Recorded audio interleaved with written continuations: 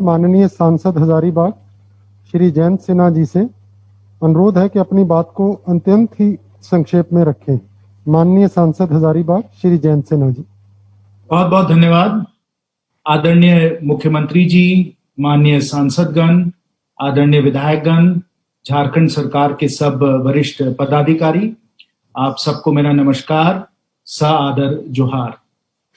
सर्वप्रथम मैं माननीय मुख्यमंत्री जी को धन्यवाद देना चाहता हूं कि उन्होंने ये बैठक बुलाई है और इसके द्वारा हम लोग मिलजुल कर संवाद करके सलाह लेकर इस बहुत ही गंभीर आपदा का हम लोग सामना कर सकते हैं और अपने झारखंड वासियों को हर तरीके के सहयोग और सहायता को हम लोग दिलवा सकते हैं। तो इसके लिए माननीय मुख्यमंत्री जी आपको बहुत बहुत धन्यवाद। ये जो संकट से हम लोग गुजर रहे हैं ये 100 साल में एक बार आता है और इसलिए बहुत जरूरी है कि हम लोग मिलजुल कर सामान्य बनाकर एक दूसरे के साथ पूरा सहयोग देकर इसकी हम लोग सामना करें। और अगर हमें सामना करनी है माननीय मुख्यमंत्री जी, तो सर्वप्रथम हम लोगों को जो आंकड़े हैं ये आंकड़े हम लोगों को सही बनाना है, इनको एक्यूरेट बनाना है। और आज जब हम लोग चाहे कोविड डैशबोर्ड को देखें या जिला स्तर पे जो आंकड़े हम लोग जो एकत्रित कर रहे हैं उन्हें देखें तो नजर आएगा कि बहुत सारा डेटा जो है वो इनकंसिस्टेंट भी है और सही भी नहीं है, यानी इनएक्यूरेट। और अगर हम लोगों को एक व्यापक और आंकड़ों पे आधारित कोविड प्रबंधन रूपरेखा अगर हमें बनानी है तो अगर आंकड़े सही नहीं है तो ये प्रबंधन हम लोग नहीं कर पाएंगे। इसलिए मेरा सर्वप्रथम विनम्र निवेदन है कि आंकड़ों को सही किया जाए। एक कहावत है मैनेजमेंट में कि we only manage what we measure. अगर इसको हम मेजर ठीक से नहीं कर रहे हैं तो हम लोग फिर सही तरीके से इस पे हम लोग कंट्रोल नहीं कर पाएंगे। तो डेटा को हम लोगों को सही करना है, एक्यूरेट करना है, उसको सही तरीके से चलाना है। साथ साथ एक और बिंदु यह है कि हम लोगों को एक मेडिकल काउंसिल तैयार करना चाहिए जिसमें कि हमारे राज्य में जो इतने अच्छे हमारे डॉक्टर हैं, इतने हमारे दिग्गज एक्सपर्ट हैं, इनको बुलाकर इनकी सलाह लेकर इनको जो सही आंकड़े हैं देकर इनकी भी सलाह लेकर हम लोगों को जो अपने नियम हैं, गाइडलाइंस हैं इस कोविड प्रबंधन के लिए वो हम लोगों को तैयार करना चाहिए। एक मेडिकल काउंसिल होना मैं समझता हूं बहुत ही अनिवार्य है। और फिर इन एक्यूरेट आंकड़ों के साथ जो हमारे दिग्गज जो हमारे विशेषज्ञ हैं इनके साथ एक प्रेस वार्ता हमें रोजाना करनी चाहिए। केंद्र सरकार ये भी कर रही है, सही आंकड़े जो है उनको पेश कर रही है और इस तरीके से आम जनता में एक विश्वास बना रही है कि कोविड का बहुत अच्छी तरीके से हम लोग कंट्रोल कर रहे हैं, प्रबंधन कर रहे हैं। तो इस तरीके से अगर राज्य सरकार भी इस किस्म की प्रेस वार्ता सब मेडिकल एक्सपर्ट्स के साथ करे तो इससे जनता का विश्वास बहुत अच्छी तरीके से बन जाएगा। साथ साथ मैं ये भी एक सुझाव दूंगा कि हम लोगों को जनता को जागरूक करना चाहिए। आजकल बहुत सारे गलत तरीके से लोग इलाज करने में लगे हुए हैं या जब अस्पताल आ रहे हैं तो उनका ऑक्सीजन लेवल बहुत ही कम स्तर पे आ जाता है तो फिर हम लोग इनका ट्रीटमेंट, सही इलाज इनका नहीं कर पाते हैं। तो उनकी जागरूकता बनाने के लिए माननीय मुख्यमंत्री जी अगर हम लोग तीव्र गति से और व्यापक रूप से एक जागरूकता का अभियान चलाएं तो इससे भी लोगों को मुझे लगता है बहुत फायदा होगा, बहुत लाभ इन्हें मिलेगा। तो ये भी एक अभियान हम लोगों को चलाना चाहिए।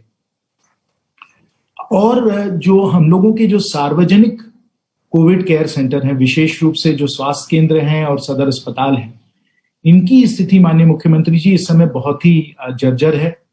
जो मरीज हैं वहां उनको ठीक तरीके से इलाज नहीं दिया जा रहा है, दवाइयां नहीं दी जा रही हैं। बहुत बार जो डॉक्टर हैं वो 2-3 दिन के बाद उन मरीजों के पास पहुंचते हैं। तो जितना हम प्रोत्साहन अपने मेडिकल स्टाफ को दे सकें, अपने कर्मचारियों को दे सकें, चाहे वो आर्थिक रूप से हो या आदेशानुसार हो, हम लोगों को अपने सदर अस्पतालों को, अपने जो सार्वजनिक स्वास्थ्य केंद्र हैं, इनकी फंक्शनिंग को हम लोगों को इनमें सुधार लाना है, इनको और हम लोगों को बेहतर करना है। साथ साथ जैसे आप लोगों ने बताया और मैंने पहले भी कहा कि सही आंकड़े होने चाहिए।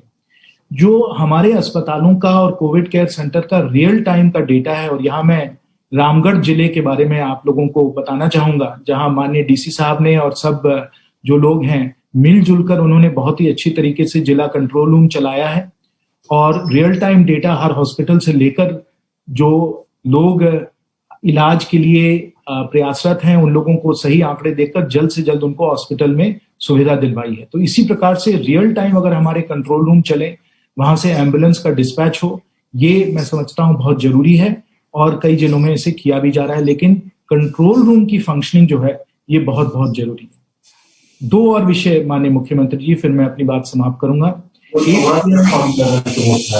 एक तो यह है, जैसे आपने दिखाया शुक्ला जी, कि हॉस्पिटल बेड का विस्तार हुआ है, लेकिन अभी भी अगर हम हजारीबाग रामगढ़ की बात करें तो कुल मिलाकर ऑक्सीजन बेड हम लोगों के 600 से 800 से ज्यादा नहीं है। तो अगर पर पॉपुलेशन देखा जाए तो 0.2 टू 0.4 बेड्स पर 1000 पॉपुलेशन हमारा है। WHO की जो अनुशंसा है, रिकमेंडेशन है, वो 3 है। चलिए 3 हम नहीं पहुंच सकते हैं, लेकिन अभी भी हम लोगों को ऑक्सीजन बेड का विस्तार करना बहुत जरूरी है। इसे 2 गुना 3 गुना करना है, जिसमें लोगों को हॉस्पिटल में ऑक्सीजन बेड हम लोग उपलब्ध करवा दें। तो इनका विस्तार करना बहुत बहुत जरूरी है। और अंत में माननीय मुख्यमंत्री जी, जैसे आप लोगों ने बताया कि जो वैक्सीनेशन का अभियान है, इसको आप लोग तेजी से बढ़ा रहे हैं, इसे भी हम लोगों को बहुत तेजी से लोगों को जागरूक करके करवा देना चाहिए। आज के समय जो लोग बीमार पड़ रहे हैं, अधिकतम जिन लोगों की जान जा रही है, वो कम उम्र के हैं, क्योंकि इनका भी वैक्सीनेशन नहीं हो पाया है।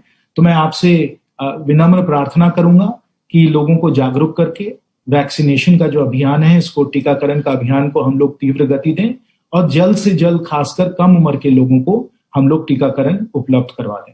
बहुत बहुत धन्यवाद माननीय मुख्यमंत्री जी। हम लोग सब आपके साथ हैं।